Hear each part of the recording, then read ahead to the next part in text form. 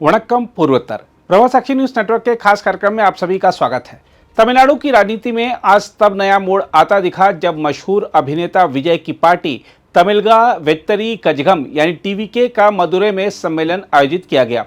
इस सम्मेलन ने न केवल भीड़ के आकार बल्कि संदेश की धार से भी राजनीतिक हलकों में नई हलचल पैदा कर दी है। हम आपको बता दें कि मदुरै के परापट्टी क्षेत्र में हुए इस आयोजन में अनुमानतः 1.5 लाख से अधिक समर्थक जुटे।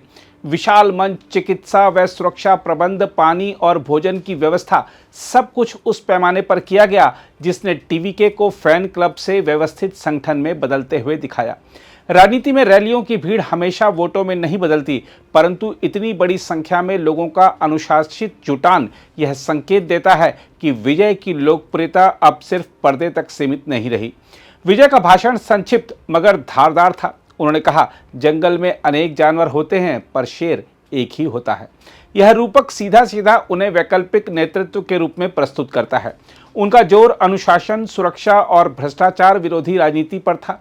हम आपको बता दें कि सम्मेलन मंच पर जब विजय आए तो विशेष स्वागत गीत बजाकर उनका अभिनंदन किया गया। गीत की शुरुआत इन पंक्तियों से होती है, जनता के राजा, स्नेह से भरे बड़े भाई, उत्सव के वीर, पेरियार के वंशज। और आगे विजय खुद गाते हैं, आपका विजय प्राण बनकर आया हूं मैं।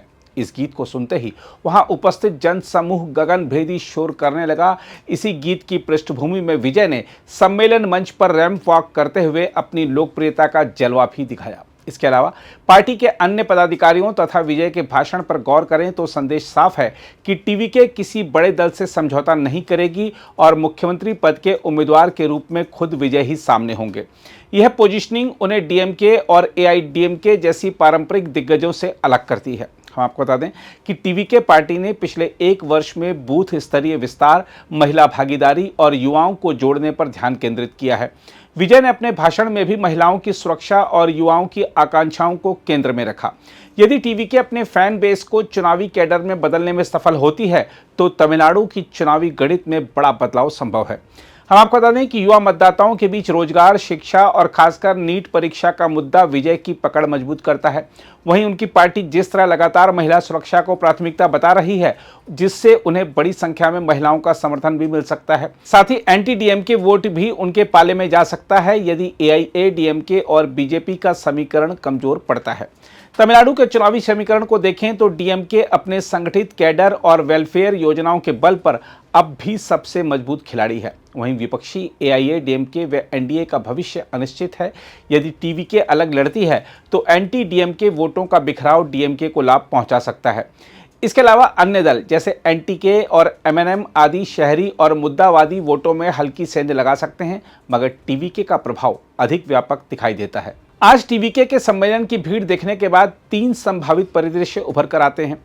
पहला, यदि टीवीके 30% से अधिक वोट जुटा लेती है तो 60 से 90 सीटों के साथ विपक्ष का मुख्य चेहरा बन सकती है। दूसरा, यदि टीवीके 20 से 25% वोट हासिल कर लेती है तो 20-50 सीटों की संभावना होगी, तब गठबंधन राजनीति में उसकी भूमिका अहम होगी। तीसरा, यदि वोट 10 से 15% तक सीमित रहा तो सीटें कम आएंगी, लेकिन एंटी डीएमके वोट विभाजित होकर डीएमके को फायदा देंगे।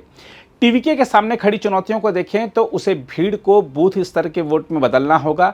डीएमके के वेलफेयर मॉडल के मुकाबले ठोस और व्यवहारिक घोषणा पत्र पेश करना होगा तथा गठबंधन न करने की रणनीति को लेकर अंत तक टिके रहना होगा या चुनावी गणित के दबाव में उसे बदलना होगा। बहरहाल टीवीके के मदुरै सम्मेलन ने यह साफ कर दिया है कि पार्टी अब फुटनोट नहीं बल्कि फैक्टर है। विजय की स्टार पावर और साफ सुथरी राजनीति की छवि ने जनता में उम्मीदें जगाई हैं।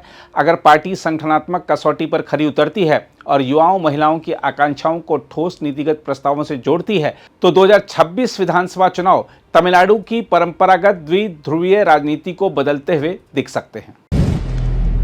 अगर आप भी लेना चाहते हैं देश दुनिया की तमाम जानकारी तो आज ही सब्सक्राइब करें हमारे चैनल को। साथ ही नीचे दिए बेल आइकन को जरूर दबाएं ताकि हर अपडेट आप तक पहुंच सके।